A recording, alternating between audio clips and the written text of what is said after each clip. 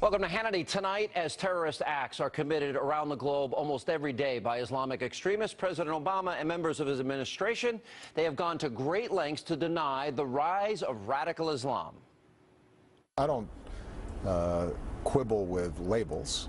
We do ourselves a disservice in this fight if we are not taking into account the fact that the overwhelming majority of Muslims reject this ideology.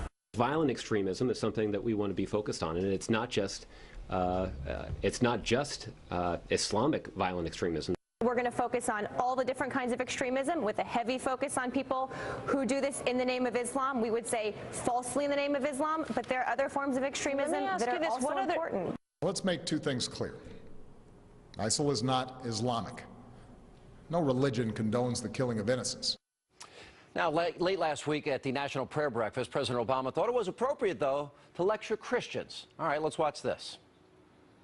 We see ISIL, a brutal, vicious death cult that, in the name of religion, carries out unspeakable acts of barbarism, terrorizing religious minorities like the Yazidis, subjecting women to rape as a weapon of war, and claiming the mantle of religious authority for such actions. And lest we get on our high horse and think this is unique to some other place, remember that during the Crusades and the Inquisition, people committed terrible deeds in the name of Christ.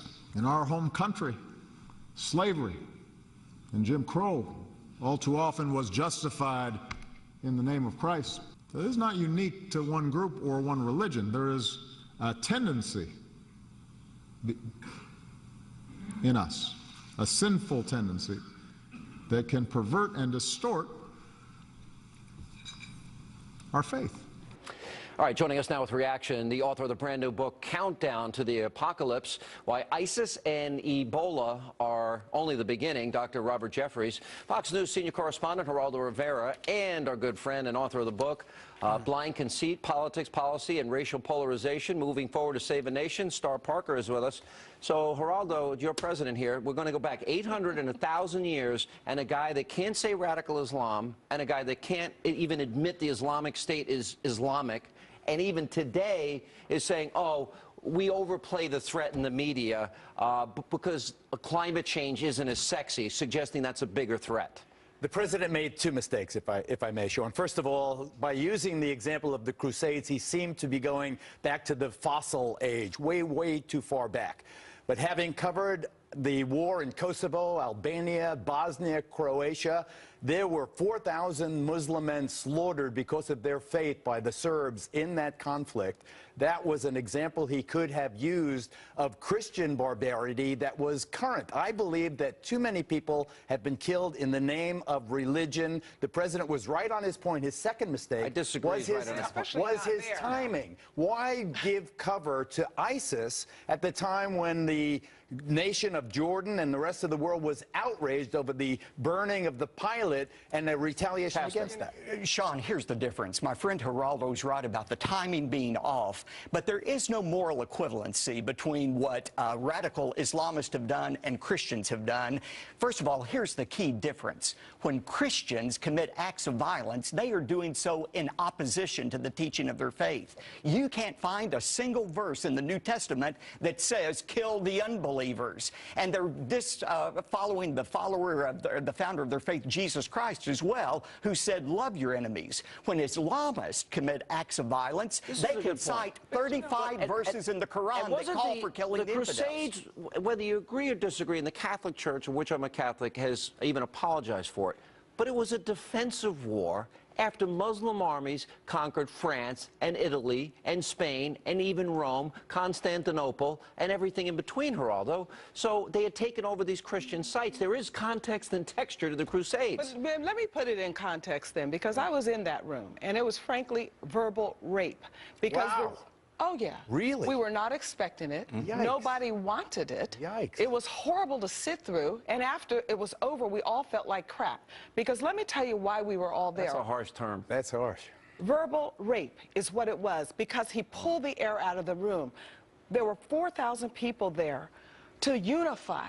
the question on the table was, can these three major religions get along? Can the Jew, can the Muslim, can the Christian? They came together to pray. What made it worse is my title of my book, Blind Conceit.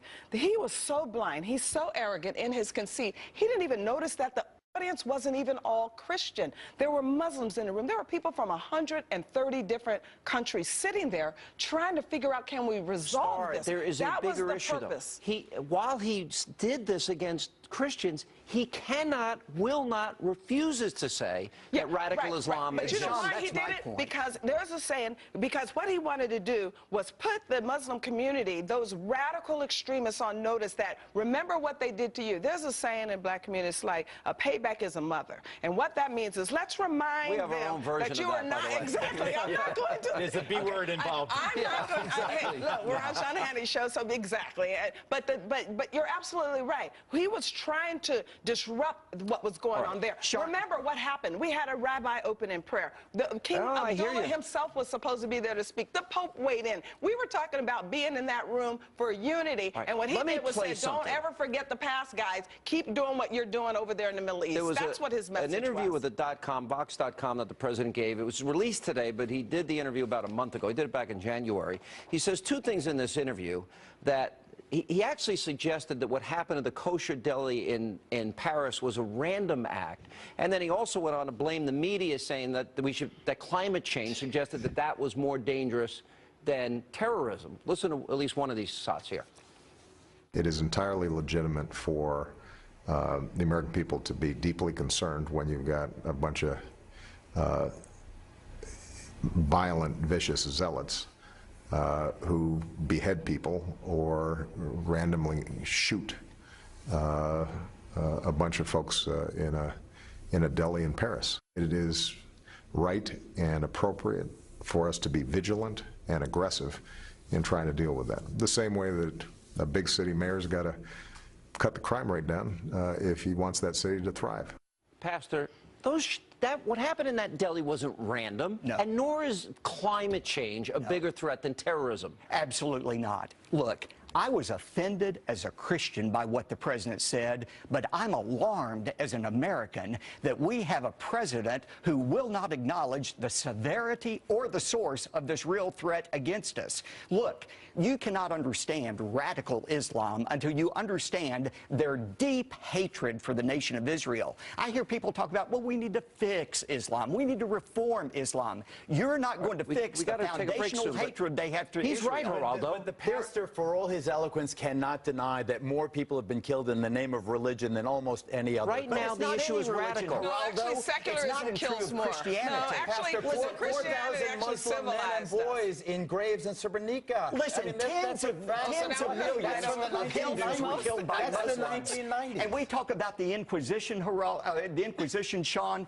Over 2,200 years, 450 years of the Inquisition, 2,200 people were killed. I don't know. But you know what? The bigger question on the table now is let me give Starr the last word. The bigger question on the table right now is that we are in chaos around the world, and we need a leader that is willing to stand up and say, this must stop. That's right. We need a leader who will identify it for what it is today, not Geraldo, do you agree with what she's saying? Today. You have to. I think you have to identify it. Why broaden the discussion to a general condemnation of the president when you have two specific criticisms? Because he's the leader. His timing on this issue was horrible. Hang on, His timing was horrible. And he used his argument was wrong. No, it was teleprompted, and he knew exactly what he was saying. And what was really interesting is the Christians in the room stood up. All right, we got to break.